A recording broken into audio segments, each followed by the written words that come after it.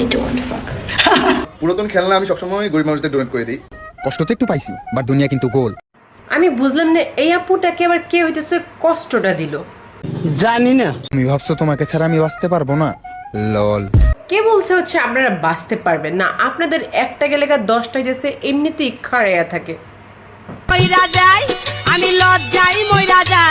আপনাদের এই কাহিনী দেখলে আপনারা নিজেরাই বলবেন আমি নিজেই হইতেছে পাবনাতে চলে যাই, ওরা হইতেছে পৃথিবীতে বসবাস করুক আর আমরাই ট্রিটমেন্ট নেওয়া শুরু করি। সঠিক বলেছে। তো নিয়ে কখনো হাসাহাসি করতে নেই। ওনারাই হচ্ছে বর্তমানে ডিজিটাল ক্রিয়েটর, কারণ ওনারা হচ্ছে জানে কিভাবে হচ্ছে অনলাইনে বা ডিজিটাল ভাবে হচ্ছে ঝগড়া করা যায় একেবারে মুখোমুখি না হয়ে। বলেন কি? ভাবছো তোমাকে ছাড়া আমি বাঁচতে পারবো না? বেইমানি করবা তুমি আমার সাথে? কেন আমি হচ্ছে ডিজিটাল ক্রিয়েটর, ডিজিটাল ঝগড়া ক্রিয়েটর তাদেরকে বললাম, কারণ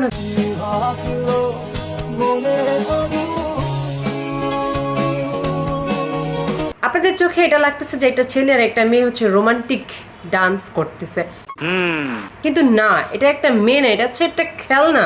এটা কি ধরনের পাগলামি? পুরাতন খেলনা আমি সবসময় গরিব মানুষদের ডোনেট করে দিই। এখন উনি খেলনা কোনটাকে বলতেছে সেটা আবার বুঝিয়ে বলতে হবে নাকি? ও সর্বনাশ। কি মিল, কি মোহব্বত। আহারে একটাবার আপনারা চিন্তা করেছেন তারা কোন লেভেলের খেলোয়াড়, কোন লেভেলের প্লেয়ার, মানে এত ডাবল টাইপল ট্রিপল টাইমিং তারা করতেছে, এগুলো তো হইতেছে পুরো মাথার উপর দিয়ে আমাকে যাইতেছে।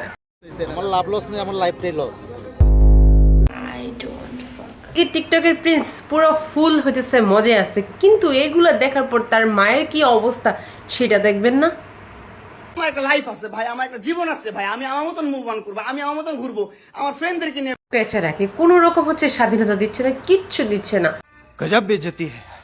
তোরে না চলে মামলা তুলবি না তুই কস। আরে ভাই মামুন, যেই মা তোমাকে 10 মাস 10 দিন পেটে রেখেছে, যেই মা তোমাকে এত বড় হচ্ছে করেছে, লালন পালন করে, সেই মার সাথে কিভাবে হচ্ছে ব্যবহার করতে হয় সেইটা তোমাকে শিখায় নাই তোমার মা। Same same same. জানোর কথা গাছ। আর এই আন্টি একটা খালারে নিয়ে যে কি কথা আমি কোনো খুঁজেই পেতেছি না, কারণ দিন দিন তার খাওয়ার রুচি এত পরিমাণ বেড়ে যাচ্ছে যে মামুনকে তার না খাইলে যেতে প্যাটি ভরে না। আই মিন সরি, মামুনের রাতে মার না খেলে তার প্যাটি ভরে না।